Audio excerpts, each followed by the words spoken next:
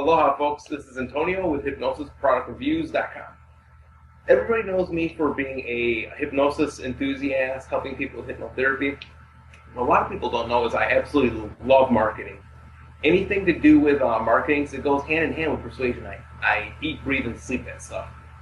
So, without further ado, I will wave because that person talking was my guest. Was the talking head.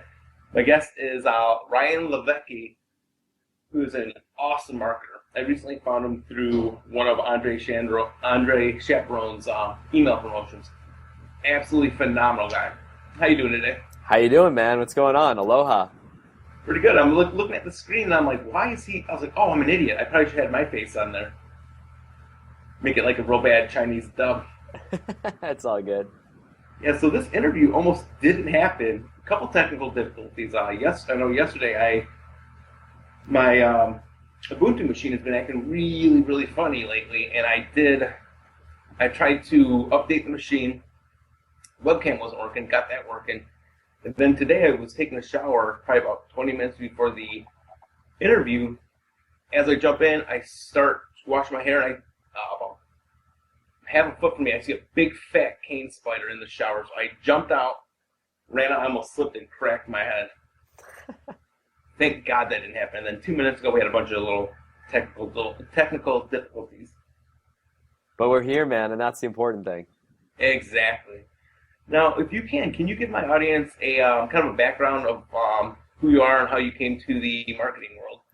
Sure. So, like most of us who have arrived here, I wasn't 10 years old and say, you know what I want to do when I grow up? I want to be an internet marketer. I want to do direct response when I grow up. I actually went to school. I studied neuroscience, so I've always been interested in the brain. After university, I really didn't know what I wanted to do. I was thinking about pursuing a career in academia, but really kind of decided it wasn't for me. So I took a stab at business and worked on Wall Street for 2 years. And left New York to take a job working for the insurance company AIG in China. And fun fact about Ryan, I also speak Chinese. I studied Chinese in college alongside neuroscience. Speak Chinese, and I really just wanted to live in Asia and have that experience. So my wife and I lived in Asia for just under 5 years and traveled around Southeast Asia. And the job that I was doing was basically I was responsible for opening up sales offices around the country for the insurance company AIG in China. And I was basically traveling to a new Chinese city every single week. I was living on an airplane. I was staying in hotels. I was tethered to the BlackBerry 24/7. My wife at the time was pursuing a PhD in Hong Kong at HKU, Hong Kong University. I was headquartered out of Shanghai, and we had this crazy bi-country marriage where we were seeing each other maybe like once every 2 weeks. And eventually I said, what am I doing? I had achieved what I wanted to achieve professionally. I thought that's what I wanted to do. I thought I kind of had this dream job, and I was getting paid really well. But I had this like quarter life crisis when I was maybe like 24, 25, something like that, and decided like this is not what I want to do. And I had quietly heard about some friends of mine who were making money, quote unquote, on the internet, basically selling ebooks. And I started studying kind of what they were doing, who they were learning from. One thing led to another, and I started moonlighting as a direct response marketer at night. The fact that my wife was in another country actually helped me out because I'd come home to an empty house, and I would just basically learn direct response marketing. I learned how to become a really good copywriter. I studied direct response methodology. And I launched my first business sort of in the nights and weekends, and eventually took that business from nothing to $25,000 a month within 18 months. And this was in 2008, right when the world financial crisis hit. And I woke up and stepped into my office one day and opened up the newspaper, and on the front page of the Wall Street Journal Asia edition was AIG to declare bankruptcy.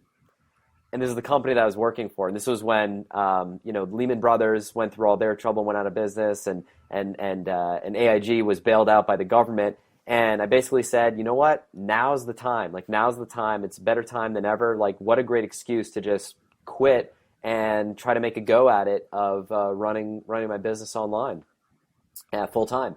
And haven't ever looked back since. sorry for interrupting. A good time to get out of AIG, especially with all the stuff they were going through.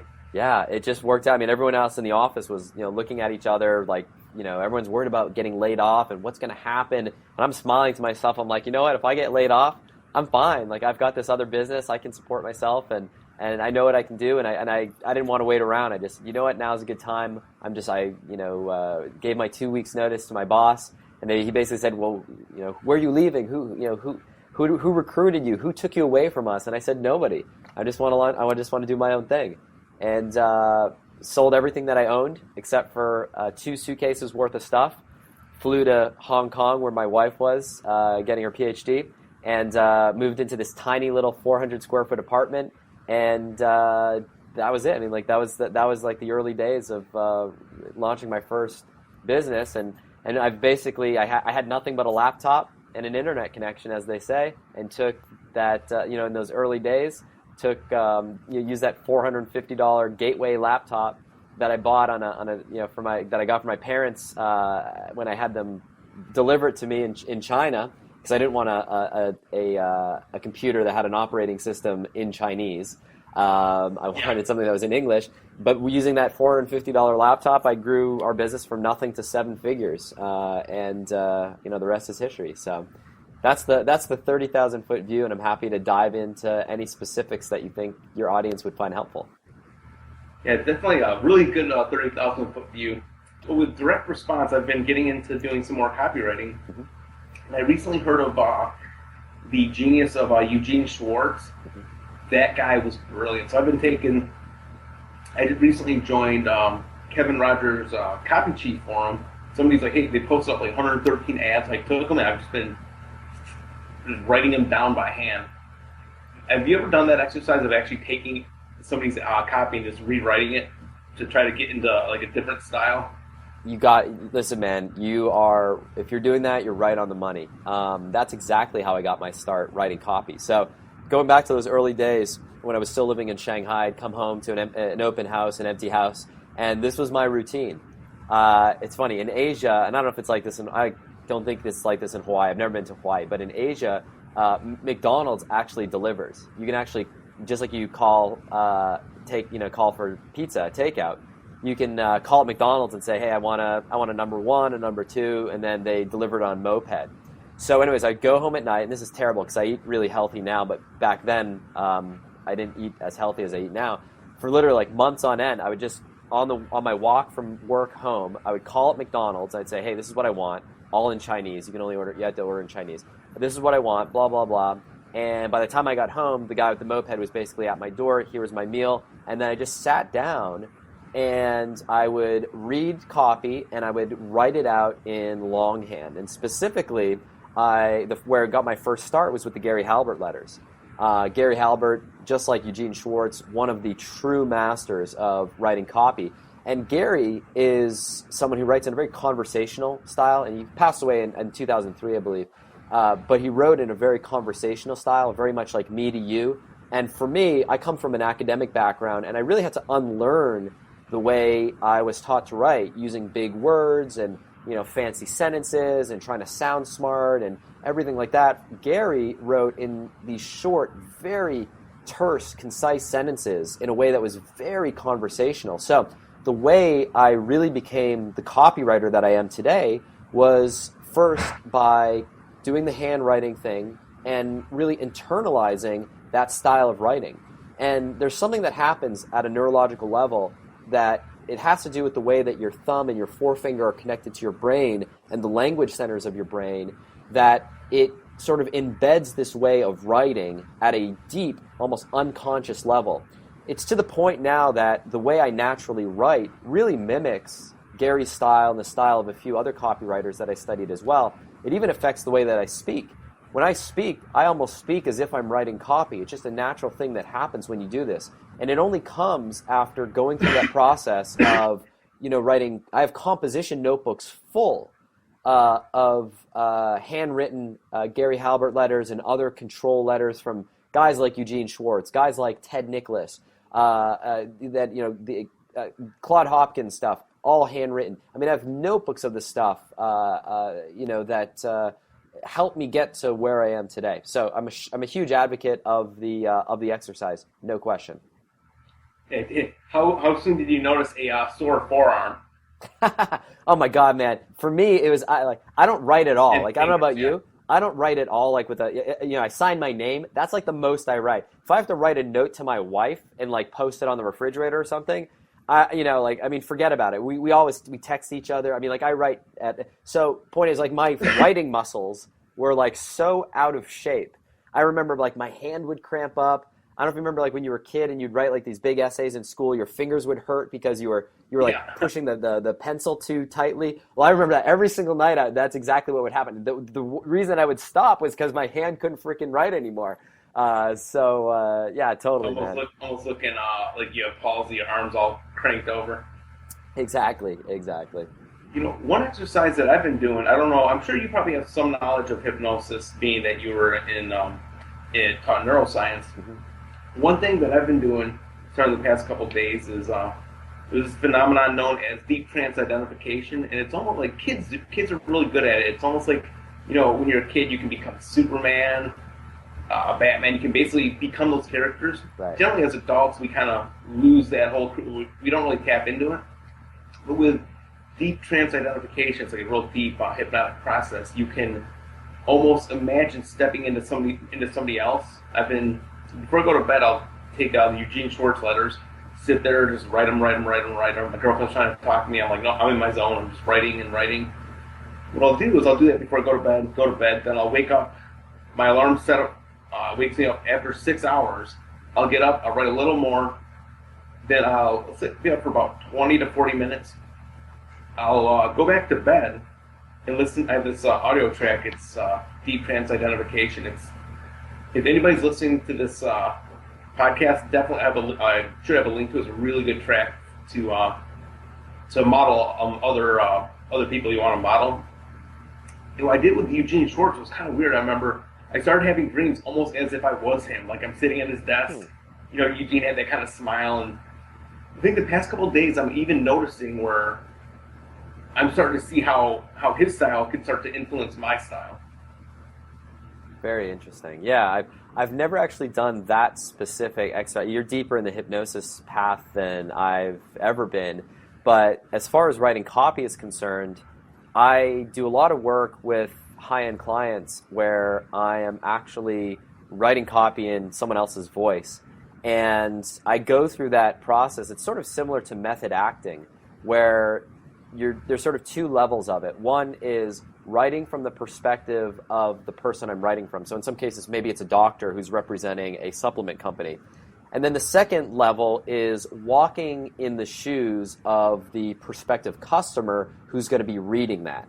So it's this ability, I think you're right, as kids, we have this tremendous ability to pretend, and I think it's one of the benefits of being a dad. In my case, I've got a 3-year-old at home, and we're always pretending, all right, let's pretend this is a spaceship and we're landing on the moon, and we just create these little worlds. And to the extent that you can preserve that ability as an adult, and people do it. I mean, this is what professional actors in Hollywood do all day, every day, is the ability to walk in someone else's shoes. So it's not something necessarily that we lose as an adult intrinsically. I think we lose it because we just stop practicing it. Sort of like if you don't play basketball for 20 years, your shot's going to be off if you try to shoot a basketball for the first time. But with a little practice, and I think your technique is probably one that's worth exploring. But with a practice, you can regain that ability, and it's one of the most valuable things that you can do as a marketer. Is the ability to empathize and walk in someone else's shoes and just close your eyes and just imagine what their life is like. What does their kitchen look like? What are they having for breakfast? When they wake up in the morning, what do they see? When they're driving their kids to school, what's going through their head? When they walk into the gym, what exercises are they doing? To the extent that you can flush that out and make it as vivid as possible, it really helps in your ability to communicate with that type of person. So I don't have specific exercises necessarily that I can recommend other than to really think deeply and to exercise the, basically practice it. When you close your eyes, sit in your comfortable chair and just imagine, create these worlds.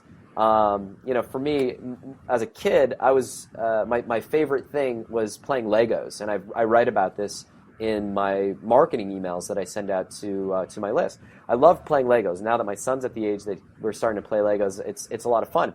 But I didn't love Legos for following the instructions and building what was the set that you bought. I loved it because you could create these worlds and you could create new environments and characters, and you might see something and you would combine something, and I mean, maybe as a kid, it's something that you enjoyed as well, but I almost I think back to those memories I have as a kid, and that's really what I'm doing, except the medium that I'm working with is not Legos, it's words on a page. You're creating this world, and it's all about creating characters. So going back to our discussion today, I mean, there are few skills in business that are as valuable and as evergreen, meaning they're going to be just as valuable today as they in 20 years from now as they are today, as learning how to write really compelling, persuasive copy. So I think you're down the right path, my friend. Eugene Schwartz is one of the masters. His book Breakthrough Advertising, I actually just bought that book for a copywriter on my team as a gift for his birthday, because it's one of the most valuable resources that you can have. How much do you have to spend? Like the last copy I saw was like $100. It's $100 and it's worth every penny.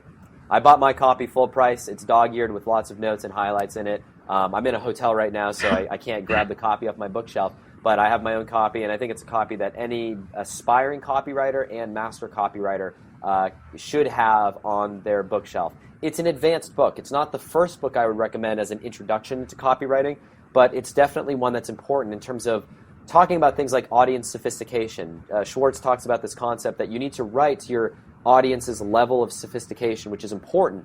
It's one of the biggest mistakes that people make when they write copy. It's sort of like audience sophistication is knowing, does your audience know that your solution exists? So do you have to educate them on the fact that your solution exists?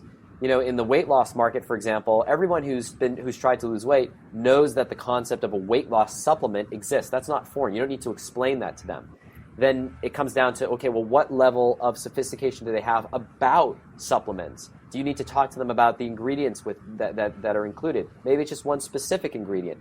It's a subtle thing that's really important. It's one of the reasons why most copy fails, is because there's a mismatch between the level of sophistication in the copy and the level of sophistication in the market. You really have to balance it out and really hit the market at the right spot. So, I mean, that's just one big concept that Schwartz talks about, and he speaks about it in detail in the book. So, I don't get any money by promoting it.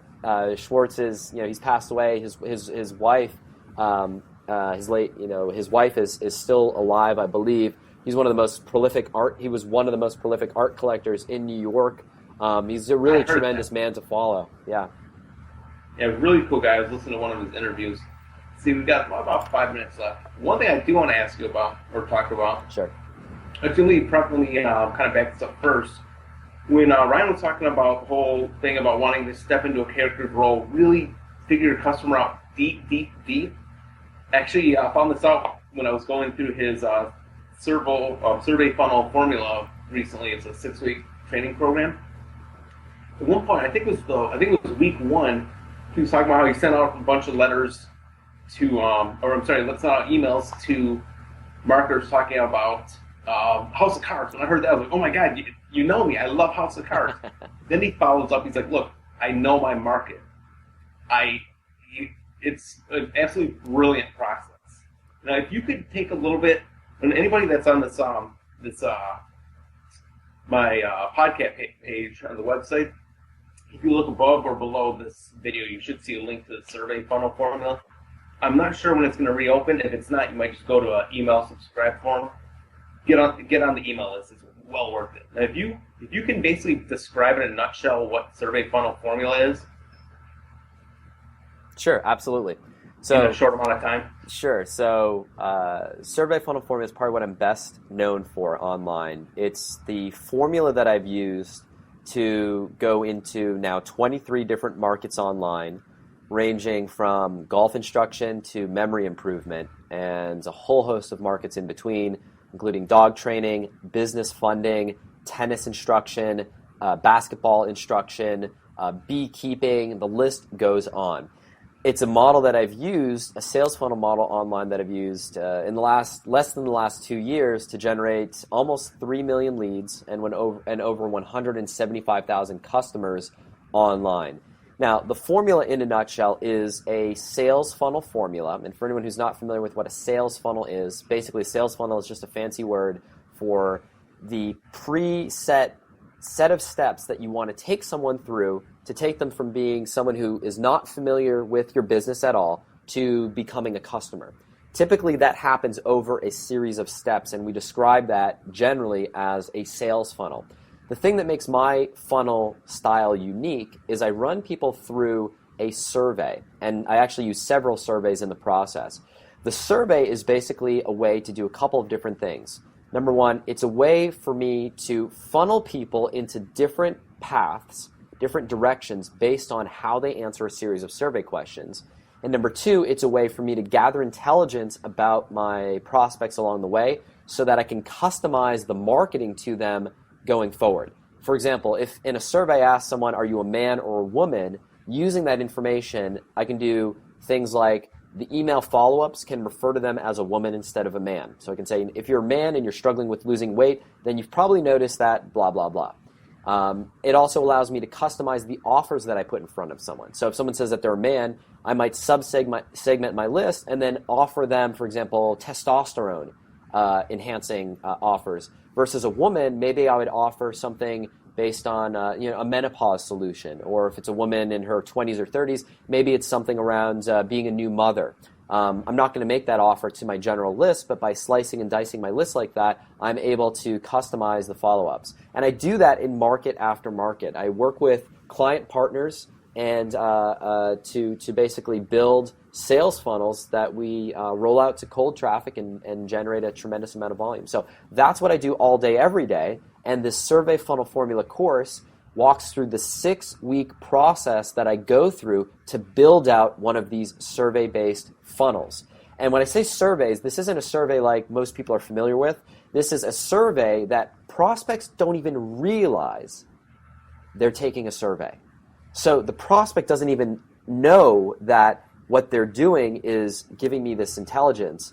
What they think is happening is they're answering a series of questions to find out something about themselves, and they're most interested in a prescription that we're going to be giving them based on the results of their survey. So that, in a nutshell, is the process, and what the 6-week course covers is kind of when I build out one of these funnels from beginning to end in one of the 23 markets that I'm in, what exactly that looks like, how you can replicate the same process in your business. And there's a lot of, I think you can agree, man, it's like there are dozens of these subtle psychological hooks and triggers that we're introducing at each step of the way. It would be impossible to cover all of them in the short time that we have, but every step, every micro step in the process is thought out, it's planned out, it's premeditated, and it's designed with a purpose. And it's the reason why the model is so successful, and it's the reason why I've been able to achieve the results that I've achieved using that formula. I know he doesn't have much time, but I want to add to it about the survey funnel formula. If you're a hypnotist, NLP practitioner, psychologist, whatever, you will absolutely love this stuff because it works on different principles such as micro agreement. Well, like I'll do at work, for example, I sell activities on island, I do timeshare. And if somebody's coming up to my booth, they're asking about a helicopter, I'm like, hey, can you do me a favor? I'm like, can I ask you to do me a favor? Can you hand me that flyer? Can you hand me this flyer? Do me that. And if they're salespeople, they know. Other thing about it, let's say, from my perspective, let's say if you're a hypnotist, life coach, or whatever, and you sell like maybe an expensive weight loss program, not everybody has the same weight loss needs. Like he was saying, like a guy might be diabetic, some woman might have dealing with menopause problems. With the survey funnel formula, like he said, you can actually split off into different avenues. And the other thing I love about it, you have an ingenious way to figure out who your hyper-responsive members are. The formula you have blew my mind away. So anybody listening to this interview and watching watching Lisa's talking head, hopefully it doesn't come out like a Chinese dub. If you look above or below this video, you should see a link. Check out the survey funnel formula. It's absolutely ingenious. Awesome. Thanks, man. I appreciate the kind words. I hope it has as much impact in your business as it's had for me. So It will once I get all my stuff. I'm still going through Andre's TLB program, trying to work that out. Awesome. And I'm actually, as you probably know, Andre and I are good friends with one another. Andre and I run a very high level, expensive private mastermind, and he and I are going to be hanging out next weekend to run that. So I will let him know that you're a happy customer going through his course and really enjoying his stuff. One other thing, I know you got to go. If Brian, whenever you get a chance, I think I told you, if you get a chance, get these cards, these irresistible influence cards. A lot of these language patterns, for example, are actually really good for. I don't know if you can read that. I think that one. I have to make your thing bigger. Hang on, I might be able to make it bigger. This in an email, I think that in an email, as long as you capture somebody's name, is absolutely brilliant. Huh. I'll have to check them out. I can't. It's the resolution isn't quite clear enough to read the text on the thing. I remember you mentioned them to me though. I'll have to take a look. And they're called persuasion cards, or what are they called exactly? Irresistible persuasion card. I'll send you a link sometime. They're absolutely brilliant. I've skyrocketed my numbers at work. Well, anyhow, I know you got to get ready for that webinar. I got to dig out and actually go to work. So I told my boss, I was like, I'm going to be a little bit late. I'm doing some maintenance. It's all good, man. Hey, listen, thanks so much for having me on your show. I appreciate it. I appreciate all your kind words about the course, and I'm glad it's helping you out. And it's the type of thing I think. Hopefully, I'll leave with this is, even if you pick up just like one or two specific ideas from it. It's not an all or nothing thing. I don't like to discourage people to think like you have to follow my formula from beginning to end to get any results. Just if you take, like, for example, the methodology to identify your hyper-responsive customers and nothing else. That's brilliant. Just that alone, and you'll be able to take that in whatever business, direction that you want to take it. So, listen, man, a lot of fun. Aloha. Thanks so much for having me on your show, and we'll talk again soon. Yep, have fun on the webinar, and I will talk to you soon. Aloha, man. All right, take care, man. Bye.